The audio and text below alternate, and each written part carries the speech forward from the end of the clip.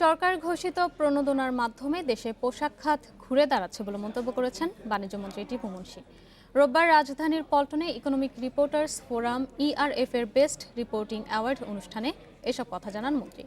তিনি আরও বলেন, দেশে পেঁয়াজের চাহিদার তুলনায় ৮ থেকে ৯ লাখ মেট্রিক টন ঘাটতি রয়েছে। এই ঘাটতির ৯০% যোগানদাতা ভারত, কিন্তু ভারত হঠাৎ রপ্তানি বন্ধ করে দেয়ায় সংকট তৈরি হয়েছে। পেঁয়াজের দামের সমস্যা সমাধানে মন্ত্রণালয় ও ব্যবসায়ীদের নিয়ে বসার পরপরই আমদানির সিদ্ধান্ত নেওয়া হয়েছে। ইতিমধ্যে দেশে পেঁয়াজ আসতে শুরু করেছে।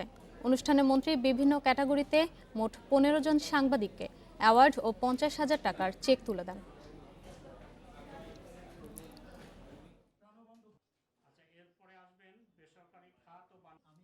এই সেক্টর সামাল দিতে পারতো না যদি সেই সময় সাহায্যটা না করতো।